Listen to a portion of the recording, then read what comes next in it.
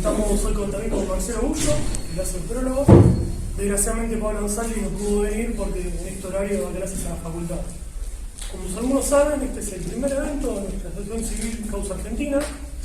Los que están interesados podrán encontrar los volantes en las sillas o pueden hablar con los compañeros, como el fotógrafo, tras Lucas, en la puerta con Franco y demás. El orden del evento va a ser el siguiente. Ahora va a poner Marcelo Bullo, que se encargó del prólogo.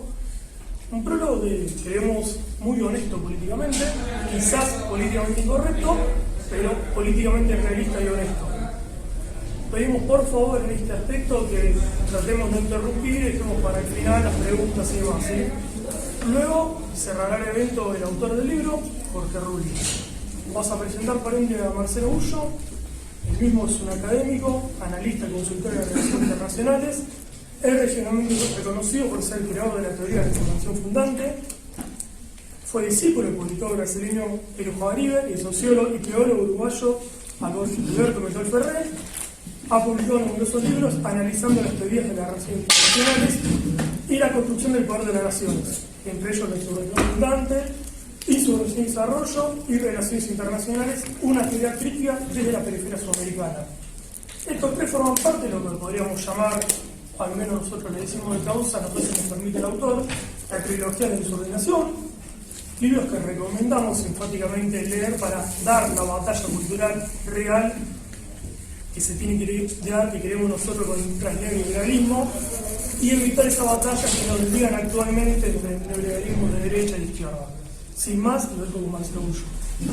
Bueno, buenas tardes a todos, muchísimas gracias a los organizadores por invitarme. Hago también público de nuevo mi agradecimiento al compañero Jorge Rulli, que me honró con el pedido que haga el prólogo de su libro.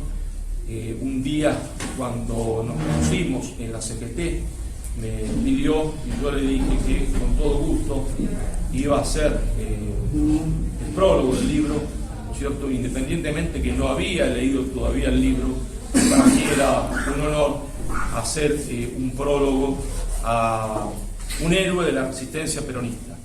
Es decir, resistencia peronista que significó, a mi criterio, la segunda guerra de la independencia argentina, porque el general Perón en 1955 cae justamente por una maniobra del imperialismo británico y no del imperialismo norteamericano en ese momento. Y la resistencia peronista, cuando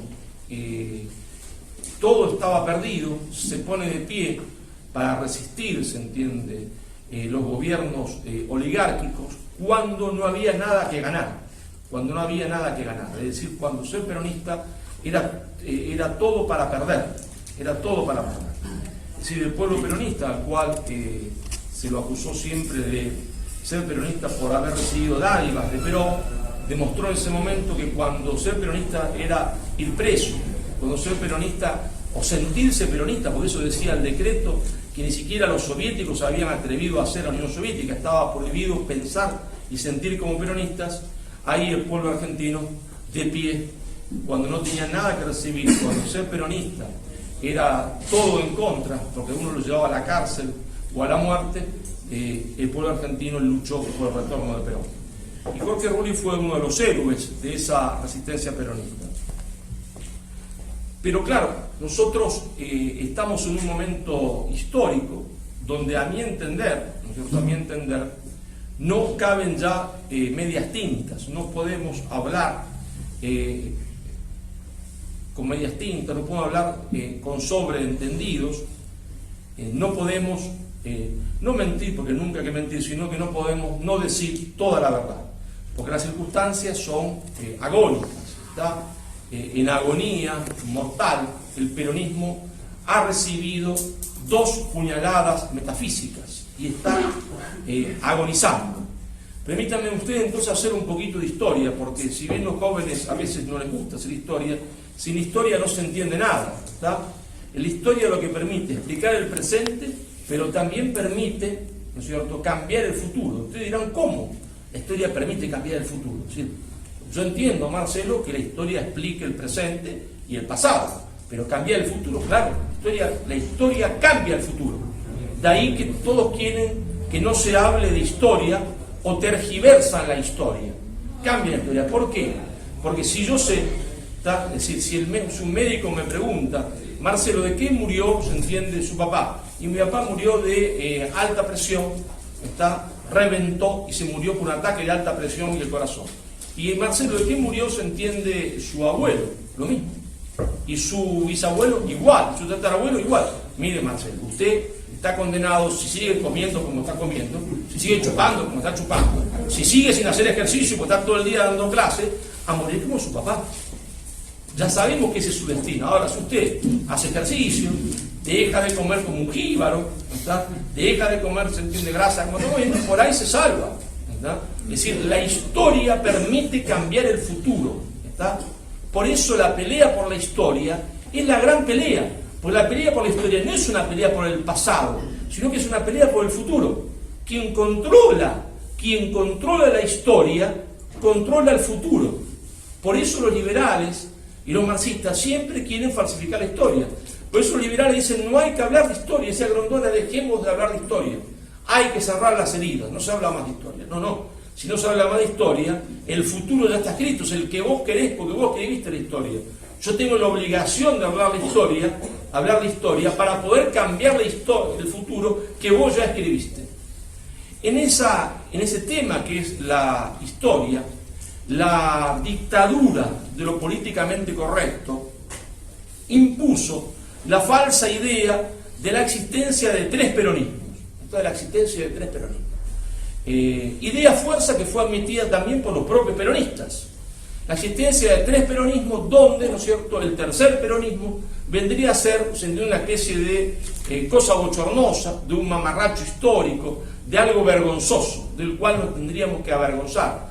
En ese tercer peronismo habría un Perón viejo, gagá, medio tarado en el fondo, y resulta ser que cuando uno analiza ese supuesto llamado tercer peronismo, porque no hay tres peronismos, hay un solo peronismo que toma metodologías distintas, que no cambia de doctrina, simplemente toma metodologías distintas, porque distintas eran las circunstancias políticas nacionales e internacionales que le tocaba enfrentar, pero no porque cambiase de doctrina, no hay ningún cambio de doctrina, hay una actualización metodológica, ¿verdad?, de acuerdo a las distintas circunstancias que le toca vivir.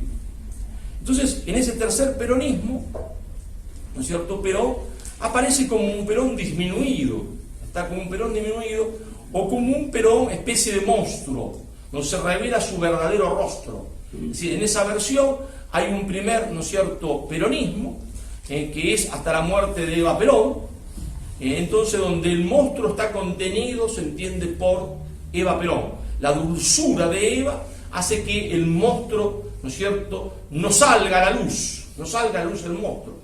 Muerto Eva, nadie se da cuenta de la existencia del monstruo, porque enseguida viene el 55, ¿no es cierto?, la Revolución Libertadora, los 18 años de exilio, pero, ¿no es cierto?, vuelto, se entiende, el monstruo, entonces ahí sí se ve su verdadero rostro, está el rostro macabro del monstruo, que echa a una supuesta juventud maravillosa, está de la plaza, juventud maravillosa, que le gritaba, también se tergiversa la historia en eso, que le gritaba, votamos por una puta, una muerta y un cornudo.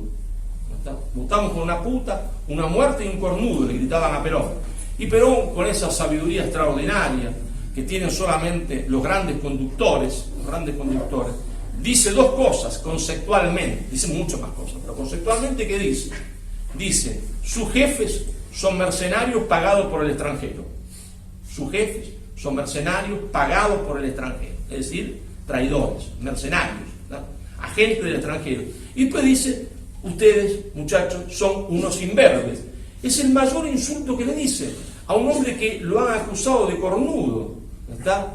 Él le dice imberbe. ¿Qué quiere decir imberbe? Porque el gran problema de Argentina es que nadie va al diccionario, nadie lee. Quiere decir nada más inmaduro. Le dice, muchachos, ustedes son unos inmaduros.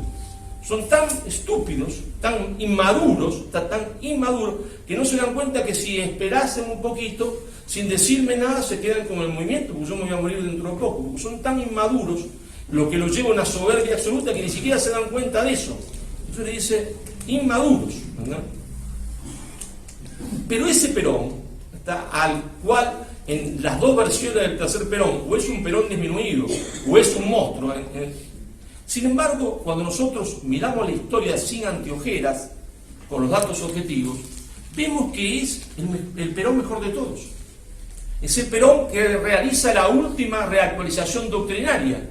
Es el Perón que imagina cómo va a ser el mundo en el 2050. Entonces es el Perón que realiza la correcta incorporación de la ecología dentro del peronismo, adelantándose a cualquier líder del mundo. Es el Perón más lúcido de todo. ¿Y por qué podemos afirmarlo con total claridad? Lo podemos afirmar con total claridad porque es el Perón, se entiende, que hace el proyecto argentino, el modelo argentino para el proyecto nacional, el modelo argentino para el proyecto nacional, es decir, un esquema, un libro que habla, se entiende, para el mundo del 2050, mundo que nadie imaginaba. Él sí, decía, viene la etapa del continentalismo, cuando nosotros nos estábamos desangrando entre las naciones, va a venir después la etapa del universalismo, es decir, para eso tenemos que prepararnos, para eso tenemos que prepararnos construyendo un Estado continental, pero dentro de ese Estado continental, la primera célula de todas sigue siendo la familia, y habla, se entiende, casi como un sacerdote, y dice, la familia es el núcleo fundamental, y dice, señores, se lo dice a los jóvenes, el matrimonio es una misión, y quien no está dispuesto a cumplir como misión, que no se case. No es cualquier cosa, es una misión, dice él. Entonces habla de la cultura, habla de la geopolítica, es decir, es un testamento político, pero mirando el 2050, es decir, Perón realiza la última reactualización doctrinaria en el modelo que ya venía anunciando en todos los discursos, la completa, no se contradice en nada de lo que había dicho anteriormente, sino que lo reactualiza, porque las doctrinas son, en esencia, eternas en los grandes principios, vuelve a reafirmar el peronismo es una doctrina de la vida profundamente popular, humanista y cristiana. ¿No? Esto es mortal para las dos ideologías que se están disputando el mundo en ese momento, porque Perón dice hay dos materialismos, el materialismo capitalista, el materialismo colectivista, y hay una sinarquía desde el punto de vista cultural, dice, los dos culturalmente son lo mismo. Y es aquí donde Perón se va a enfrentar, y lo que va a explicar después lo que llamamos la agonía del peronismo, que el peronismo esté en agonía hoy, donde Perón se va a enfrentar a los dos grandes proyectos que hay en el mundo en ese momento, que no son el marxismo, ni son simplemente el capitalismo, sino que son proyectos pensados en ese momento, pero no solo Perón piensa estratégicamente, también la oligarquía mundial piensa en términos estratégicos. Y la oligarquía mundial ha elaborado dos proyectos. La cara visible de esos dos proyectos, de un proyecto es Kissinger y del otro proyecto Brzezinski. Kissinger y Brzezinski son la cara visible del proyecto de la oligarquía financiera mundial. La oligarquía financiera mundial dice, señores, analiza exactamente el mundo como Perón, nada más que llega a conclusiones distintas que Perón, y a propuestas distintas. Dice, señores, para el 2050 este mundo va a estar superpoblado, con un gran problema ecológico. ¿Qué tenemos que hacer? La primera propuesta, se entiende, es la de Brzezinski. Hay que instaurar la economía de la muerte. Hay que instaurar la economía de la muerte. Es decir, hay que instaurar un sistema económico que lleve al hambre, a la miseria y a la muerte. Recuerden ustedes que todavía estábamos en el keynesianismo, en los mejores 30 años de Europa, en donde se había conquistas sociales para los trabajadores, donde aparecían conquistas sociales en todas partes del mundo. Y ahí es cuando ellos deciden que el modelo económico va a ser, se entiende, el neoliberalismo. ¿Está? Porque el neoliberalismo es la economía de la muerte, conduce a la muerte. ¿No? Pero es en ese mismo momento histórico, ¿está?, ese mismo momento histórico. Esto no es que es una fantasía, en serio se reúne en lo que se llamó el Club de Roma, ¿no? Lo dejaron por escrito aparte. Tuvieron la desfachatez de dejarlo por escrito. En ese mismo momento, la otra cara visible, pero del proyecto cultural, es el señor Henry Kissinger. Y Henry Kissinger dice entonces, ¿cuál es nuestro proyecto? Nuestro proyecto es la cultura de la muerte. Brzezinski está al frente del proyecto de instaurar la economía de la muerte, y yo, Kissinger, estoy al frente de instaurar el proyecto de la cultura de la muerte. Es decir, el mundo va a una superpoblación. Entonces, ¿qué es lo que hay que hacer? ¿Cuál es la solución para eso? La solución para eso es una política que se llamó, se entiende, el informe Kissinger, que está accesible a todo el mundo, se entiende en la red. No entiendo por qué la gente se asombra, por qué no agarra y lo lee. Donde establece Kissinger las políticas fundamentales a llevar a cabo, es decir, control de la natalidad a través del aborto y a través de toda una cultura que fomente, se entiende, la destrucción de la familia, ¿está? Y el alejamiento de la mujer del tema de la maternidad. Es decir, no hay que evitar de todas maneras la procreación en el mundo. Hay que disminuir la población. De una forma la vamos a disminuir con el plan de Brzezinski, de la trilateral, que es la economía de la muerte, y ahora la vamos a disminuir con la cultura de la muerte, obviamente complementado con el plan siempre presente, nunca extinto, que es el plan de las guerras, es decir, que se maten en sucesivas guerras muchas personas. Y Perón se va a enfrentar a esos dos grandes proyectos. Pero Perón no se va a enfrentar de forma solamente teórica. Perón se va a enfrentar de forma práctica, porque es la Argentina peronista, con el Perón más lúcido de todos, si es que hay tres peronismos, y si es que hay tres Perón, cosa que no lo hay, el tercero es más lúcido que los dos primeros. Porque es el hombre, se entiende, que propone la unidad nacional, es el hombre, se entiende, que lleva a la oposición a darle oficinas al lado de él en la casa de gobierno, ¿está? Es el hombre que se ha superado a sí mismo, que reactualiza en lo fundamental sin perder la esencia. Es el hombre que hace discurso de una profundidad que hasta el día de hoy no ha alcanzado ningún líder de la República Argentina, porque todos, en comparación de sus discursos, parecen discursos analfabetos, porque los libros que se publican por los llamados líderes de la Argentina parecen, se entiende, libros dedicados a telenovelas, a contar chismes. Sinceramente, claro, contado chistes sinceramente. Ese Perón elabora, se entiende, un plan de resistencia al proyecto Kissinger, que es el que va a llevar la delegación argentina a la reunión de Bucarest. La reunión de Bucarest de las Naciones Unidas es la reunión fundamental, porque es ahí donde Kissinger piensa, a través de Naciones Unidas, imponer la cultura de la muerte. Imponer la cultura de la muerte, que venía trabajando él con todo su grupo, por supuesto Rockefeller en primera instancia, y la Argentina se opone a eso. Es la vanguardia de los países que se oponen, pero no solo la vanguardia, no lo hace solitariamente. El peronismo organiza la resistencia de los países del tercer mundo contra el plan de Kissinger. Y el peronismo organiza la resistencia contra el plan de Brzezinski. Contra el plan de Brzezinski, es decir, la elaboración de un modelo económico alternativo al neoliberalismo y al marxismo que no implique la economía de la muerte. Y entonces ustedes dirán, bueno, pero ¿qué tiene que ver todo esto con la agonía del peronismo?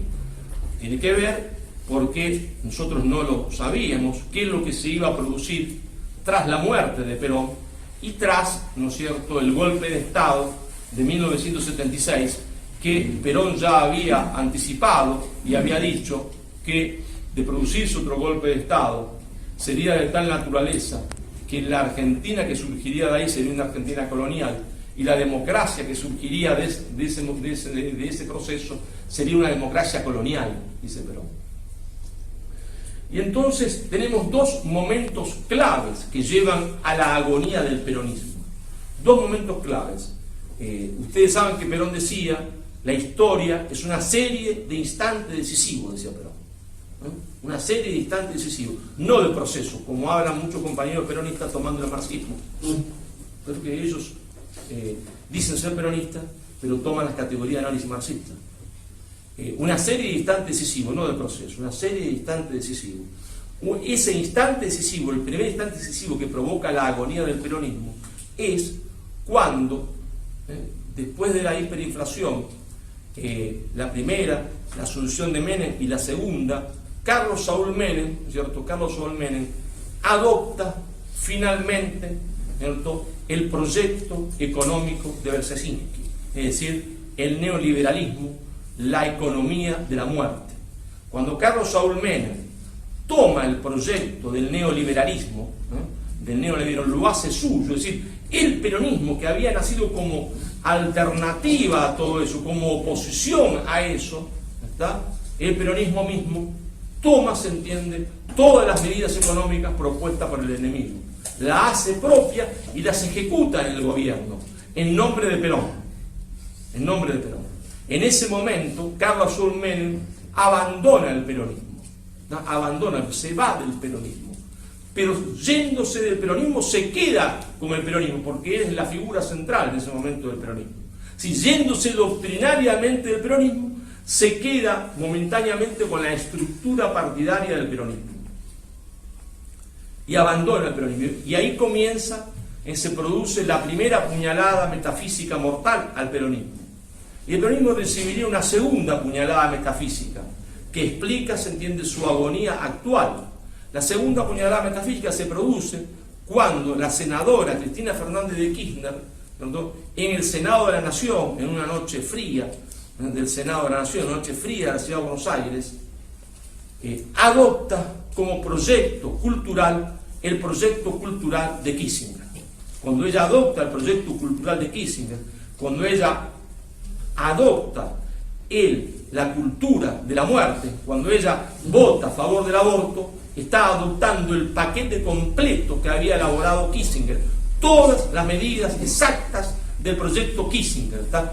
Todas las medidas que después nosotros hemos denominado progresismo cultural, supuestamente de izquierda, que fueron elaboradas por Kissinger. Porque no hay una sola mesa medida de izquierda de todos esos tiringos que desfilan con la bandera verde, ¿se entiende? Y el PO, está imberbe, ¿está? Que desfilan, se entiende, con el libro de Kissinger en la mano, el proyecto de Kissinger en la mano, ¿no? Esos son siervos del imperialismo, los más estúpidos de todos los siervos, porque encima son gratis, el imperialismo no le paga, por lo menos a Esper le paga. Yo prefiero a Esper, porque es más inteligente, cobra por eso. Todos los idiotas van, se entiende, por la Avenida de Mayo con las banderas verdes, gratis, son mano de obra gratis del imperialismo. Cuando la señora Fernández de Kirchner vota sí al aborto, ¿no?, sí al aborto, ella, exactamente igual que Menem, pasa la línea, salta la línea, se pasa de bando, abandona el peronismo. Es decir, igual que Carlos Saúl Menem traiciona al peronismo, porque toma, como Carlos Saúl Menem toma el proyecto cultural del enemigo. Está escrito ahí, no hace falta para nada, que es una comprobación fáctica. Todo lo que ella dice está dicho por Kissinger, todo. Y todo lo que decía de Carlos Saúl Menem estaba dicho por Brzezinski. Si toman el proyecto del enemigo, es decir, le dan al peronismo dos puñaladas metafísicas. Y entonces, hoy, muchos jóvenes, creyendo ser peronistas, son profundamente progresistas, es decir, antiperonistas, ¿está? Pero desfilan con la bandera de Evita, desfilan con la cara de Arturo Jaureche, desfilan diciendo que son o han leído a Scalabrini y Ortiz.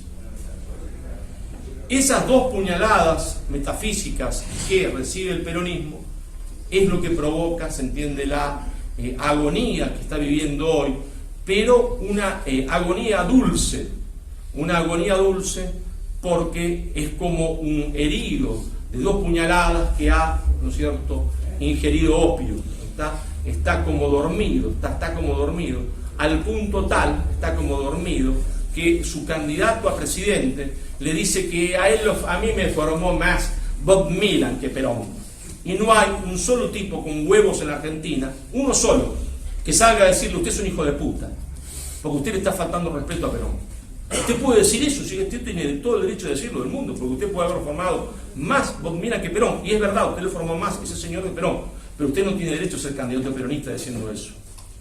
Usted no tiene ningún derecho a ser candidato peronista para engañar al pueblo peronista una vez más, diciendo, se entiende, que usted va a instaurar un peronismo, se entiende, liberal, un liberal peronismo progresista. Usted no es peronista.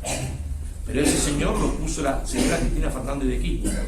Y lo que es peor, por eso es una puñalada metafísica profunda, en toda ocasión que se había producido antes de estas dos puñaladas, antes de la puñalada de Menem y antes de la puñalada de la señora Cristina Fernández de Kirchner, siempre las bases peronistas, siempre los militantes peronistas habían resistido la traición de la dirigencia. Habíamos tenido muchas traiciones en la dirigencia, muchísimas, muchas de las cuales se enfrentó a cara descubierta el compañero Rulli. Pero es la primera vez que la militancia, por la aspiración a tener un cargo, un carguito, o por la aspiración de que un compañero llegue a tener un carguito y me dé algo, no dice absolutamente nada, calla la boca completamente ante la más completa negación del peronismo que se ha producido en su historia, tanto por los menemistas, tanto se entiende por los kirchneristas. Ambas cosas están vivas, uno está con Macri, el otro es candidato de un frente, se entiende, que tiene la desfachatez algunas veces de nombrarlo a Perón. Por eso estamos hablando, y hay que hablar ya sin eufemismo, no hay lugar más para eufemismo, no hay lugar para eufemismo, le decía yo con un compañero charlando al mediodía, porque estamos en la última trinchera. Estamos en la última trinchera. Si ellos pasan esta trinchera, seremos definitivamente derrotados. Ya no tenemos más, ya hemos perdido toda la trinchera. Venimos perdiendo de la 10ª, la 9ª, la 8ª, la 5ª, y ahora estamos en la última trinchera. Está en la última trinchera. Si ellos pasan esta trinchera, si ellos imponen, y lo van a intentar imponer con el macrismo o con el fernandismo, la ideología de género, que es antropológicamente contraria al peronismo, entonces el peronismo habrá dejado de existir como un movimiento nacional de liberación, se habrá transformado definitivamente en el partido de administración de la dependencia, y entonces sí tendremos que decir que nosotros no sabíamos, no nos habíamos dado cuenta, que el pueblo no lo había imaginado nunca, que ese trágico 1 de julio de 1974, ese día no solo moría Perón, sino que ese día moría el peronismo, ¿no? Y que, como el mío sí, siguió dando algunas batallas después de muerto, pero en realidad estaba muerto. Muchísimas gracias, yo lo dejo, se entiende, como el autor del libro, que es el que tiene que hablar.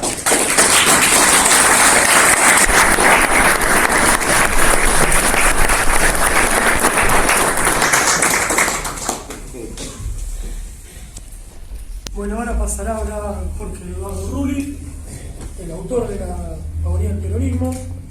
Vamos a dar un breve repaso de su trayectoria.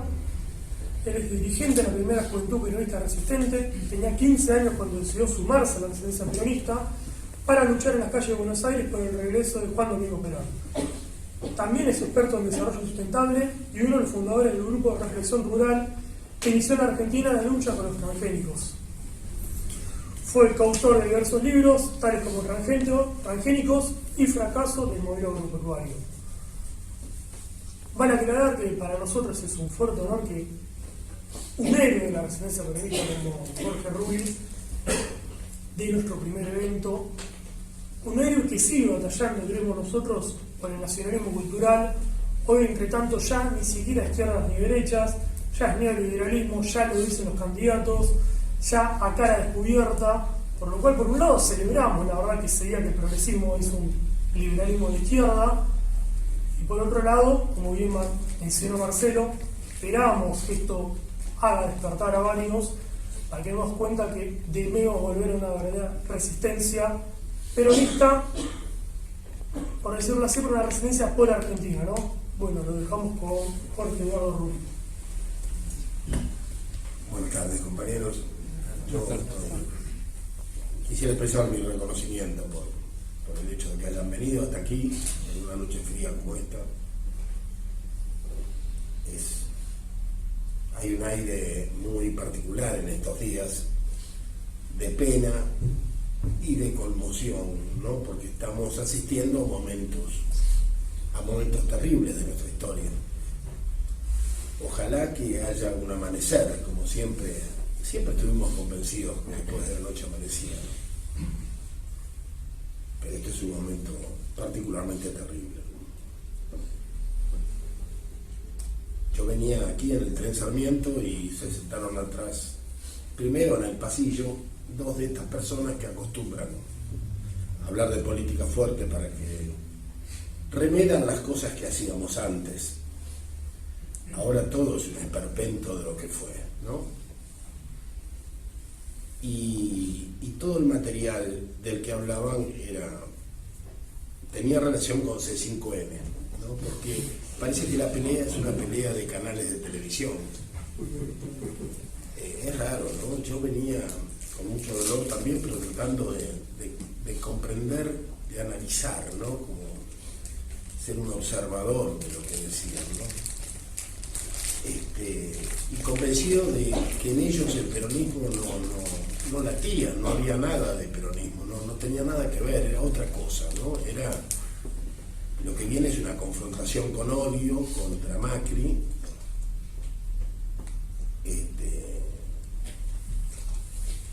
y un redescubrimiento de la miseria ahora, ¿no? Como si no hubiese antecedentes. El peronismo nunca dejó un 30% de pobres, no, eso no existe, ¿no?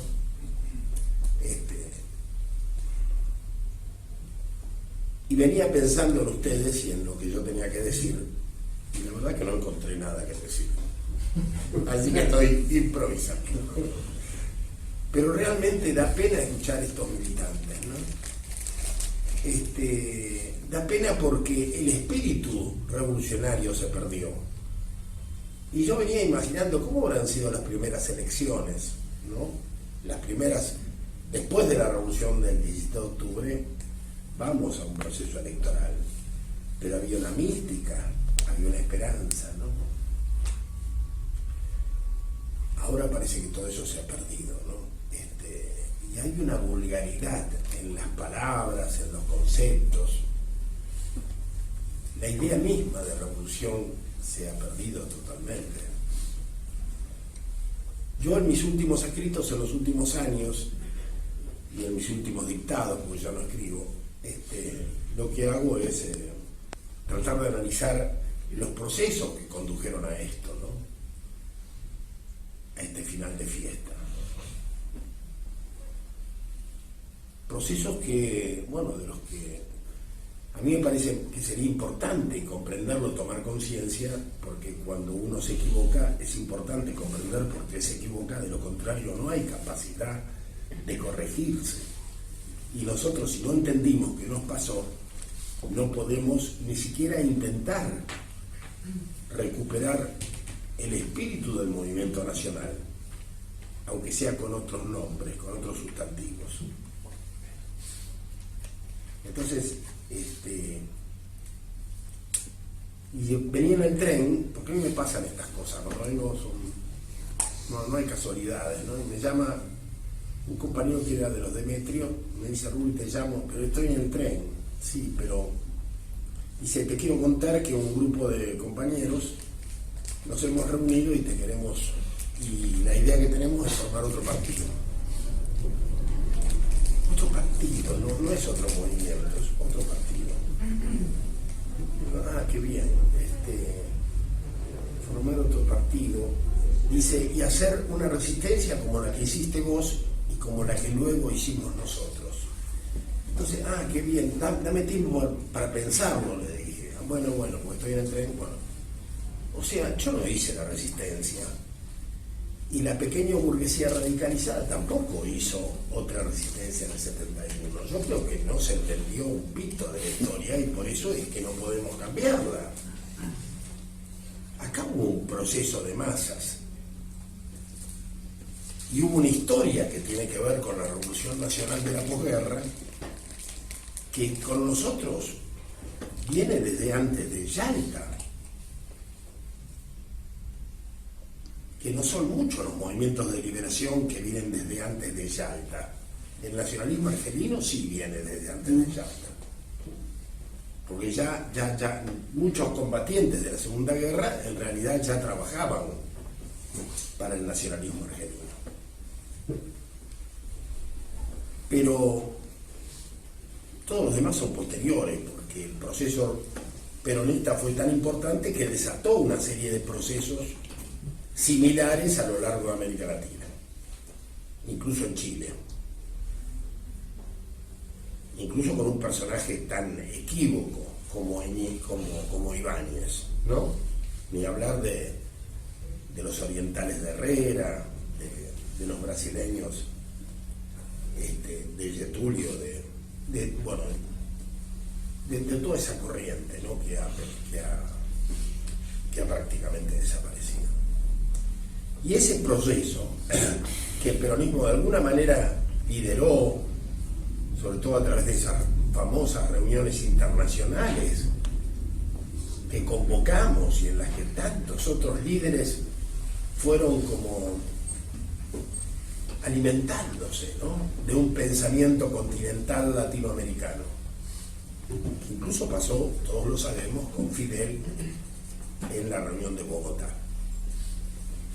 Y si hablo de Fidel, ¿cuántos más habrá habido en esas reuniones que convocaba el peronismo? Y todo eso se vio interrumpido, ese proceso se vio interrumpido brutalmente por la Revolución Cubana. En realidad, no por la revolución misma, sino por el modo en que la revolución extravió su camino. Porque la Revolución Cubana cambia de signo. Cuando es acosada por los Estados Unidos, Fidel decide banderarse con el marxismo-leninismo y protegerse de la Unión Soviética, y entonces muchas cosas empiezan a cambiar. Incluso se tergiversa la propia Revolución Cubana en un proceso que sería largo traer a colación, y surge esta idea del vanguardismo y del foquismo, particularmente del foquismo, que no tiene nada que ver con el proceso latinoamericano y que no fue una experiencia de la propia Revolución Cubana, pero que aparece en todos los manuales y que condujo a toda una generación heroica de América Latina, heroica pero equivocada, a la muerte. En la mayor parte de estos procesos latinoamericanos, los grupos parecían grupos de comandos desplegados desde una central que reinvadían su propio país. En la Argentina este proceso se dio en los marcos del peronismo, suscitando una enorme cantidad de tensiones. Como era lógico, el peronismo estaba susceptible a las cosas del mundo. Yo me acuerdo en el año 64, el 1 de mayo en la Plaza 11, se dedica a los Panteras Negras. Hablábamos constantemente de Lumumba. Hablábamos de todos los procesos revolucionarios. Desde ya que nos formábamos viendo la batalla de Argel, no estábamos aislados, de ninguna manera. De alguna manera, de una forma importante, la acción soviética sobre Cuba nos cambió el destino. En un sentido, volvió a permitirnos reacomodar el movimiento nacional, que se había roto en el 55, y enormes sectores medios se sumaron al peronismo. No tuvimos capacidad de incorporarlos como debía ser incorporar. Traían su propio pensamiento, en muchos casos su propio encolumnamiento, sus líderes. Dante Gullo no vino con su gente. Y esto era normal, y a lo mejor estoy hablando de uno de los que más se adaptó. Muchísimos no se adaptaron para nada, o sea, sus propios contingentes venían con sus líderes, se incorporaron al peronismo, no haciendo cola, sino directamente pretendiendo un puesto de conducción. Mucha responsabilidad tiene John William Cook en esto, y sus definiciones de un peronismo descerebrado o miope, o bueno, la idea que daba era un peronismo que estaba necesitado de una conducción, que no sabía invertebrado, no tenía una organización interior. Este diagnóstico tan equivocado se convirtió a lo largo de los años en una profecía anticipada, porque es lo que queda hoy. Un peronismo invertebrado, la columna vertebral del movimiento desapareció totalmente. Basta ir a la CGT y ver un edificio vacío, a oscuras.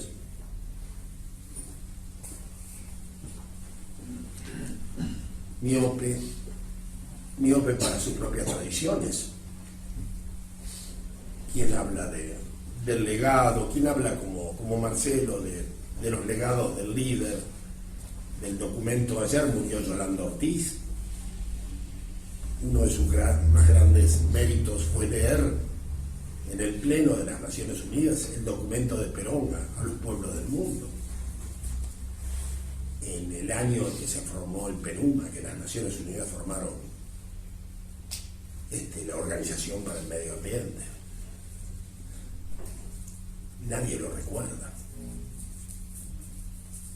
Toda Europa arde en torno al gran tema de la emergencia climática. Días pasados hablaba con gente que visita Francisco. Me decían que el Papa está convencido que el 2050 va a ser un año terrible. Yo no he escuchado a nadie del peronismo, no solamente que hable de esto, en una situación apocalíptica ya irreversible e imposible de parar, sino que simplemente hable de ecología.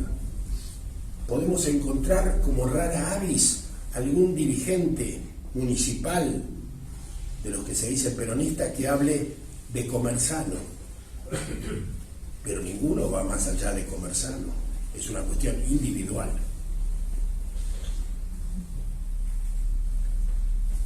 Esto es espantoso, porque estos conurbanos, que probablemente en 20 o 30 años queden bajo el agua, esto los hizo el peronismo. Esto no existía antes de Menem, este hacinamiento brutal de lo que fue la clase trabajadora argentina, y el peronismo lo consintió, lo avaló, lo votó y ahora lo explota. Es como que se inventó el kirchnerismo en los conurbanos. Al no haber fábricas tiene que haber asistencialismo. ¿Y de dónde sale el dinero? Y lógicamente sale de la agroexportación. Y si el precio de la soja no lo permite, sale de la minería, o sea, del extractivismo. Y cuando las dos cosas no alcanzan, está el endeudamiento exterior. Es muy simple. Tenemos dirigentes absolutamente pragmáticos, ¿no? Y son los dirigentes que eran de izquierda. En algunos casos se supone que lo siguen siendo. Y en estos días difíciles yo les agradezco venir, porque es más que difícil hablar del peronismo. Yo le decía a unos compañeros, ¿cómo puedo debatir yo sobre el peronismo de Kicillof? Es que no puedo, me tengo que callar, porque lo que diga lo legitima. O sobre el peronismo de Fernández. Si él mismo dice que no es peronista, ¿qué puedo decir yo? Si él se declara marxista, en el caso de Kicillof, por lo demás yo no lo conozco, no sé quién es, nunca me lo presentaron, no tengo... Y esto también es indicativo, nunca tuvimos nada que ver con él, es un problema de piel también. No tiene nada que ver con nosotros. Y la mayor parte de toda esa gente que está entrando por la cámpora, ¿quiénes son? Algunos compañeros me dicen ahora, nos jodieron, nos dieron largas para que aguantemos, y luego nombraron a todos los de la cámpora. Hermano, joderse.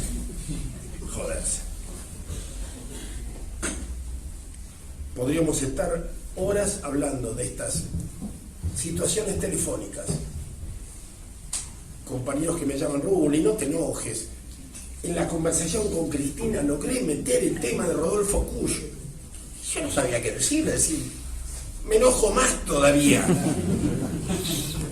¿Se entiende? Estuviste con Satanás y le das un escapulario. ¿Qué te pasa?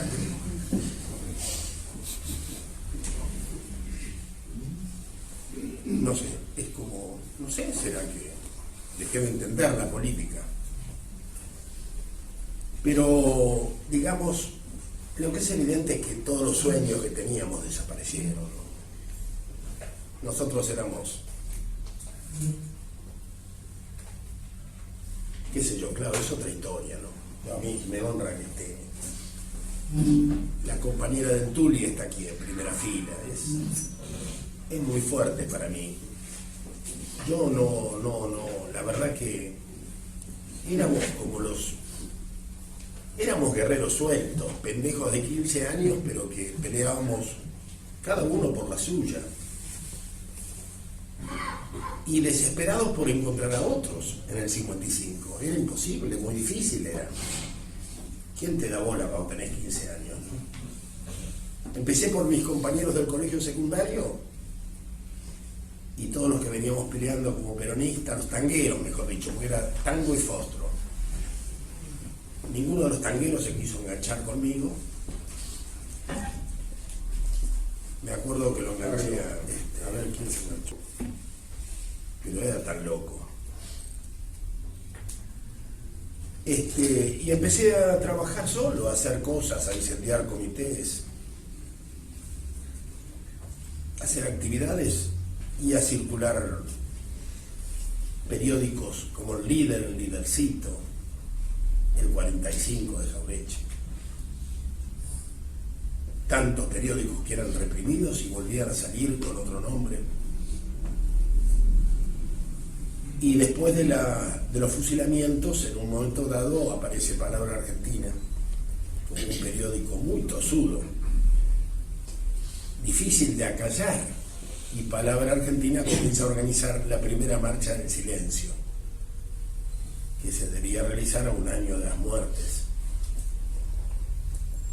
Y un día me animé y me fui a la oficina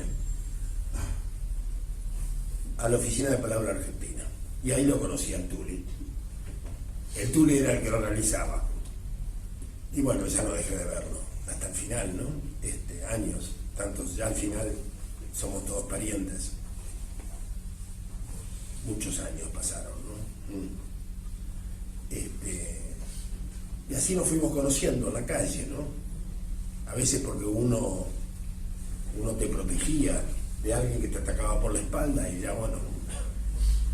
Y a veces porque uno corría para el mismo lado que el otro y después se escondía en la misma estación del subterráneo y después nos íbamos y al final descubrías que en realidad vivía a una cuadra de tu casa. Así fue una experiencia que tuve con un morochito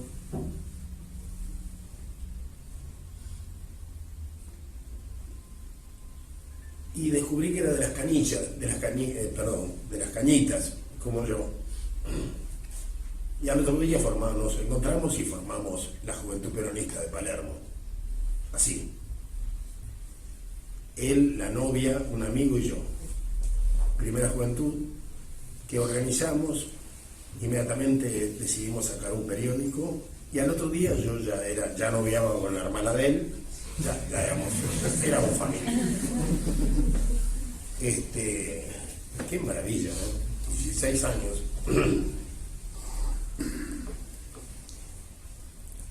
Y un mes después habíamos encontrado a los viejos del barrio. Lo primero que hicimos fue buscar a todos los viejos que nos transmitieran las tradiciones. Y entonces ahí supimos cuáles eran los grupos, cuáles eran los clubes de barrio, quién los había copado, cómo se había dado el golpe en el barrio. Y empezamos a relevar cuáles eran los edificios altos, dónde poner los francotiradores. Teníamos toda la idea de que ese proceso terminaba de manera insurreccional. Siempre, nunca perdimos esa esperanza, estábamos convencidos. No que íbamos a formar otro ejército, sino de que íbamos a quebrar a ese ejército y lograr que una parte retomara el camino nacional. Por eso en la revolución del 9 de junio, allí en ese barrio de Palermo, la noche en que se levanta Valle, a las 11, 12 de la noche, bullía la avenida Santa Fe, como si las vidrieras estuvieran abiertas o los bares y los negocios abiertos e iluminados.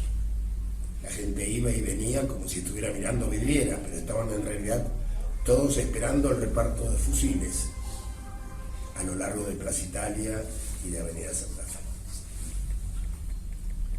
Había una gran esperanza. No quedan ni los rescoldos de aquello, ¿no? Lo han ido liquidando. Y yo creo que la gente que se incorporó a finales de los años 60 era buena gente, evidentemente.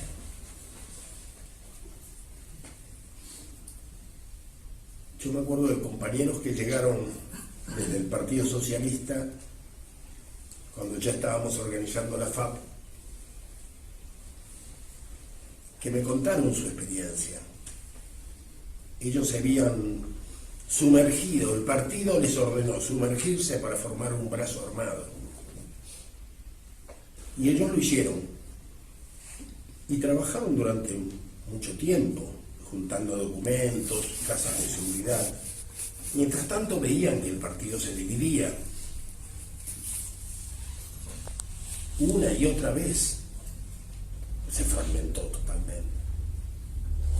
Entonces se pusieron a redactar un documento donde ellos expresaban su propia opinión como brazo armado del partido. Y cuando lo tuvieron listo el documento, se presentaron al Comité Central para expresar su opinión. Se imaginan la sorpresa. No solamente no los conocían, nadie imaginaba, ningún dirigente socialista había imaginado nunca jamás que tenían un brazo armado. Casi se desmayan, por supuesto no los atendieron. Y se tuvieron que ir. Y así pasaron a ser peronistas. Porque en ese momento, a nivel de la lucha armada, estoy hablando del año 64, importaba estar con la lucha armada. Después fueron funcionarios de Cafiero y otros, ¿no? Pero, digamos, cuando uno, al menos en ese momento de gran confusión, importaba la guerra, estoy hablando vuelvo a los años 60, y no tanto el pensamiento de cada uno, la ideología, ¿no?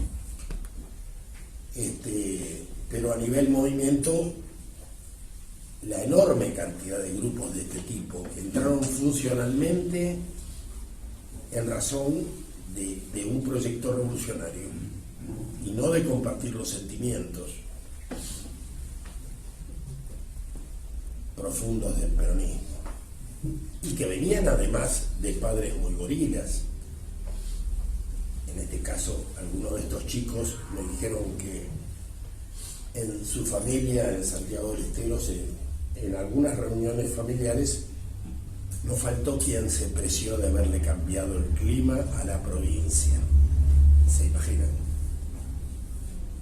Y el nieto de ese hombre era peronista.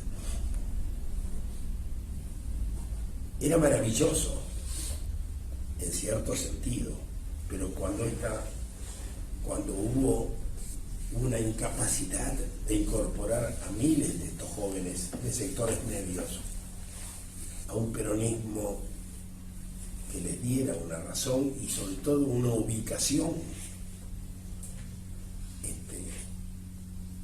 terminaron ellos cambiándonos la naturaleza. No importa ya si tuvieron la culpa o no, la tuvimos nosotros, pero el peronismo dejó de ser lo que era. Están de por medio nuestros fracasos, está de por medio las propuestas de John William Cook. Hay muchas cosas a las que podemos acusar. Está la propia soberbia de los hijos de la clase media, está el problema del marxismo, claro, es demasiado. Pero bueno, esto lo vivimos en ese laboratorio que fueron los años 60 y que permitirían comprender lo que pasó en la década del 70. Y la década del 70 fue clave, ¿no? Porque llegó un momento en que era muy difícil resistir. Ustedes se acordarán, las manifestaciones peronistas eran muy abiertas, muy sueltas, siempre, porque se reivindicaba la libertad individual. Hasta que en los 70 a alguien de la tendencia se le ocurrió poner una soga alrededor. Y después cañas, tacuaras. O sea que era un corralito. Y en ese momento no nos pareció tan grave. Ahora yo me doy cuenta que sí. Esto se llama el modo Panal. No nos dimos cuenta que ese modo Panal nos era ajeno. ¿Se entiende? Alguien dijo, un amigo español dijo, imaginen cómo luchaban los espartanos en Termópilas y cómo avanzaba ese ejército de millones y millones de esclavos que eran los persas. Está claro cuál es el modelo Panal. El modelo Panal nos disminuye como seres humanos. Yo a esta altura creo que una de las razones que nos hundió han sido los encuadramientos que tuvimos, que sometieron al militante. Sometieron esa humanidad, esa capacidad de pelear solo, de estar solo y seguir. Porque en última instancia siempre está solo. En la tortura está solo.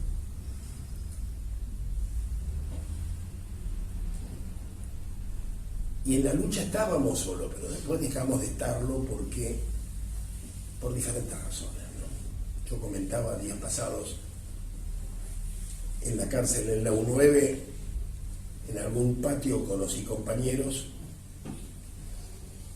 que decían, qué ganas tengo de ir a tal pabellón.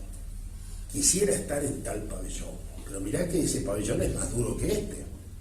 En ese pabellón te patean el culo todos los días. Sí, pero se funciona, me decían. Se funciona. Los compañeros funcionaban. Y nosotros no nos rebelamos ante ese modo Panal, modo hormiguero que se nos imponía, que no era propio del peronismo. Era modo empresarial de los sectores medios, no sé, podemos buscar. ¿Qué significaba funcionar en la cárcel? Significaba un grado de enajenación. Que los cerrojos eran iguales, las palizas eran iguales, la mugre, la basura, el insulto, que te sacaran a bañar y el agua estuviera hirviendo. Y cuando salías, y cuando recién empezabas a enjabonar, te gritaban a la celda y te tenías que ir con todo el jabón y en el camino soportar los puñetazos sorpresivos de los guardias. Pero al llegar acá a la celda, en algún lugar te sacabas un caramelo que había pasado de boca en boca y que traía un informe de cómo la horga iba avanzando en la contraofensiva, por ejemplo. Y vos sabías que en el pabellón había un responsable militar, que si cometías alguna contrariedad, por ejemplo, te fijaban una pena y entonces dejabas de salir al recreo por tantas semanas.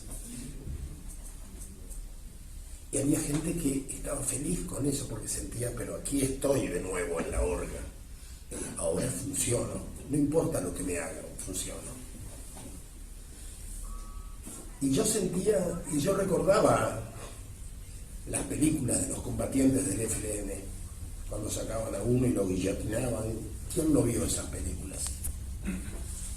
Y el silencio de los demás, y después golpear las rejas con los tachos, con los vasos, con los jarros. Pero no era lo mismo. Esto era una parodia.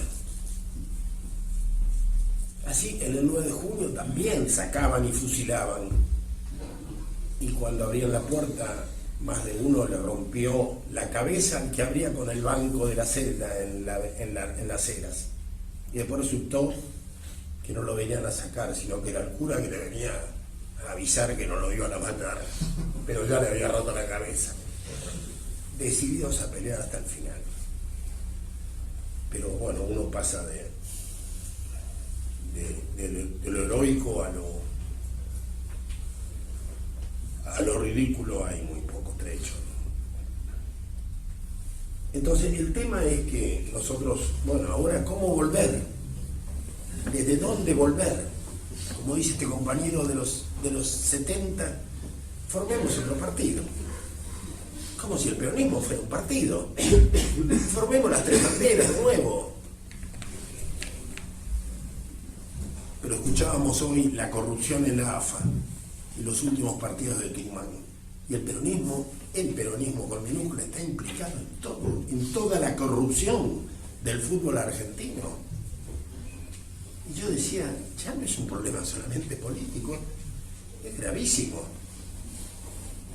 Están los sindicatos metidos en la corrupción del fútbol de Santiago del Estero, de Córdoba. Es decir, ¿cómo hemos llegado a consolidar semejante aparato de corrupción ideológica, de degradación humana? A mí me parece que vale la pena investigarlo. Y este libro lo intenta. Y desde el periódico Trinchera, en Facebook, cuando tengo fuerzas, lo sigo intentando. O sea, analizar qué nos ha pasado y qué nos está pasando. A veces soy muy duro.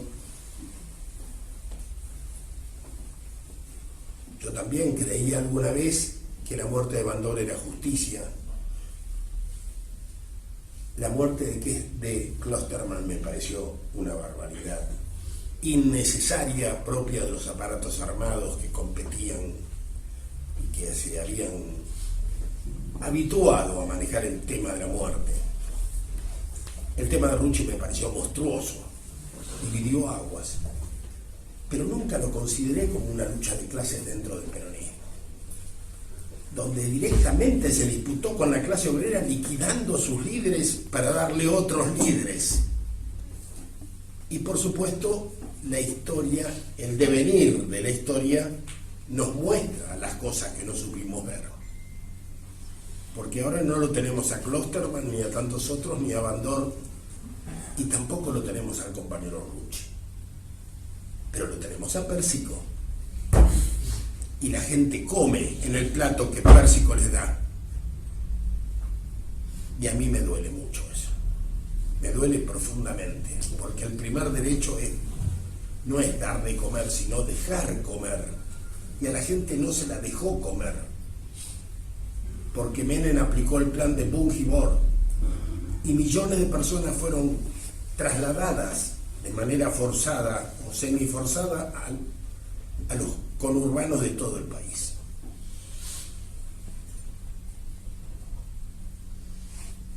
Y hay una intelectualidad servil que ha trabajado para que todo esto fuese aceptado. Y en el día de hoy y ayer Tomás Abrán escribió un largo artículo reivindicando a Milagro Salas como un portento en la capacidad de que la mujer jujeña, centenariamente maltratada y postergada, asumiera un rol en el escenario de la Argentina política. Y no habla para nada de los conurbanos de Jujuy, porque Alto Comedero es eso. Yo lo vi desde el primer día. Es un conurbano como todos los que hizo Menem. los que hizo el peronismo, que nunca se atrevió a criticar a Menem. Al contrario, ahora hubo gente que salió ahora a hablar de Menem, y Guillermo Moreno dijo: no, señores, los trapos sucios se lavan en casa. Yo no tengo nada que ver con Menem, no tengo por qué lavar ese trapo en mi casa. Y me parece importante empezar a indignarse, aunque sea tarde, porque no podemos recrear otra cosa, llámese nuevo peronismo, llámese lo que sea, si no somos capaces de enterrar y de golpear la mesa y de darle un punto final a lo que tuvimos. Si no somos capaces, y no lo somos. Marcelo hablaba de eso con respecto a Alberto Fernández, realmente. Y lo mismo podemos hablar de Pichetto. Es público que Sáenz habla con Mauricio y Mauricio lo llama luego a Pichetto. Lo terrible es descubrir después que Sáenz y Pichetto son de la misma masonería, de la misma logia. Es duro, ¿eh? El referente del peronismo es de una logia masónica. ¿A dónde hemos llegado? Esto es una vergüenza. Avergüenza llamarse peronismo o llamarse peronista. A eso hemos llegado. Antes dábamos la vida y no nos negábamos. Y esta gente nos han llevado a una situación terrible. Yo me acuerdo todavía el compañero Villacorta, que fue con Intes, que debe haber muerto, se tiró sobre el auto de Menem como un loco y empezó a darle puñetazos al capot hasta que la policía lo llevó preso. Esto fue en Catamarca, La Rioja. Pero bueno, estas cosas tenían su valor. No he visto a nadie que haga lo mismo hoy, ¿no? Que vaya a patear el auto de alguno de estos líderes. Y no importa cómo lo juzgamos, pero lo que resalto, lo que rescataría sería el hartazgo, ¿no? El hartazgo de alguien. Como cuando en el 2002 la gente en los restaurantes visualizaba a un dirigente político y golpeaban los vasos y las jarras hasta que se iba, ¿no? No existe ese sustrato popular de indignación. Me parece que determinar la agonía del peronismo y la traición y la intrusión del peronismo, y ya no es peronista. Si el peronismo dejó de ser peronista y se ha sido intrusado, ¿qué hacemos? ¿Basta escribirlo o hay que indignarse? ¿O hay que gritarlo muy fuerte? Y ahí viene la cosa. ¿Qué hacemos? ¿Qué hacemos con nuestra bronca, ¿no? Yo supongo que todos ustedes se lo están planteando. Que no es, el problema no es haber quedado afuera. Si empezamos allí, estamos mal. Estábamos afuera siempre. Estuvimos afuera siempre, aunque no hayamos entrado en ninguna lista, porque nadie nos va a ofrecer entrar en una de estas listas. Y si nos lo ofrecen, a lo mejor nos estarían ofendiendo. Estoy hablando de otra cosa. Estoy hablando del peronismo histórico que se perdió. Y que si se perdió, nos tenemos que preguntar qué hicimos, qué cosa mala hicimos y cuántas cosas permitimos que no tendríamos que haber permitido. ¿Y ahora qué hace? Con Jorge Pinto tiene la idea de un consejo de posguerra, de pensadores, para tratar de sentar las bases de una posible recuperación del movimiento nacional, porque hasta eso hemos perdido. Somos un país colonizado, donde la ecología no está considerada en el campo de la política. como si no tuviese nada que ver. El modelo rural no está considerado. Cristina sigue enfrentándose al campo. Lo dice la gente que escuchaba hoy. El campo. El campo no se sabe qué es una idea metafísica. No es Pereira Ola, a que Perón le quebró en la columna vertebral expropiándole 11.000 hectáreas. El campo hoy es Eduardo Erstein, que es amigo de todos los presidentes y de este también. Es Bindling, es Hugo Sigman, que tiene un trigo transgénico y que ya lo está presionando fuertemente a Mauricio Macri para que se lo apruebe. Un trigo transgénico. Entonces vamos a tener no solamente un pan transgénico, si es que logran su propósito, vamos a tener una hostia transgénica. La impulsan Globo Patel y Sigman, y por supuesto no son cristianos ni católicos. Rara casualidad. Más rara todavía que encontramos que en un documento del año 17 nos avisó un obispo ortodoxo. El obispo Gorak, en un documento del año 17, la iglesia,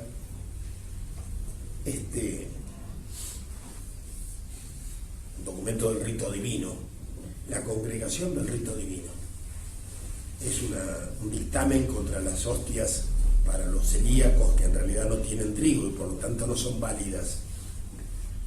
Y dice la hostia debería tener por lo menos una partícula de trigo, y aclara, de trigo verdadero, que podría ser genéticamente modificado. Y sigue hablando de otras cosas. Año 17. Ese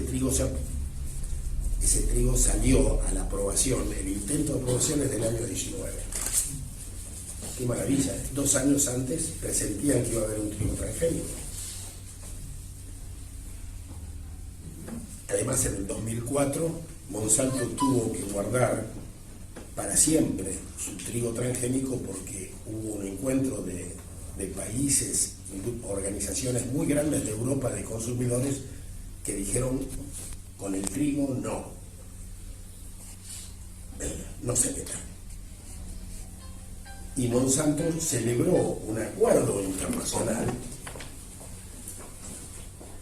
que incluso Greenpeace, tenemos el documento de Greenpeace donde festeja este encuentro internacional donde se compromete Monsanto a no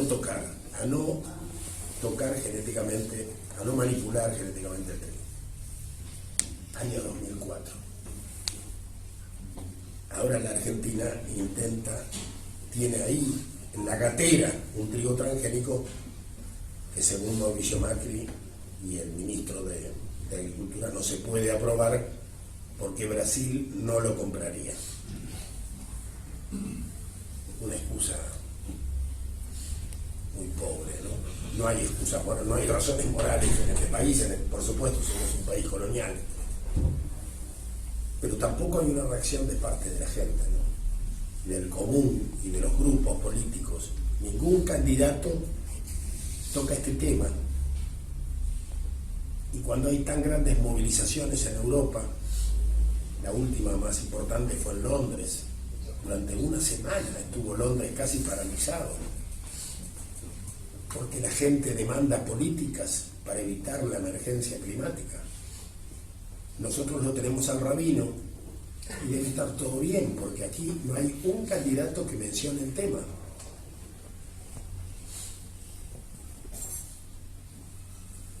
Los glaciares se están deshaciendo en todas partes.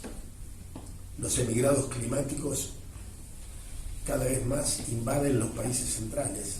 Las Naciones Unidas ya tiene una enorme preocupación por los refugiados climáticos. El ascenso de las aguas es imparable.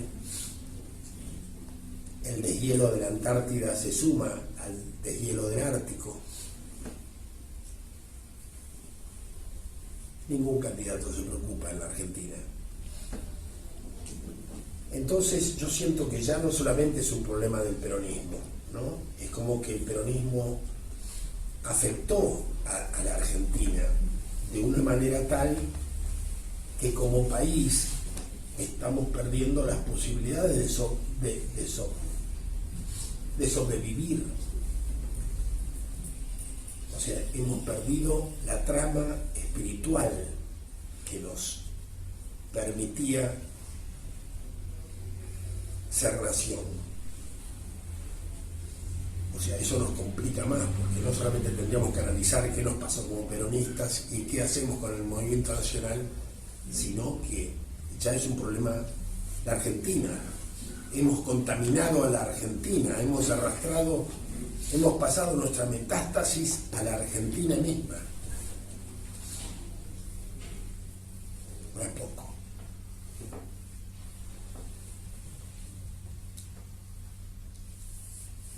Quizá la solución sea simple, sea patear el tablero, ¿no?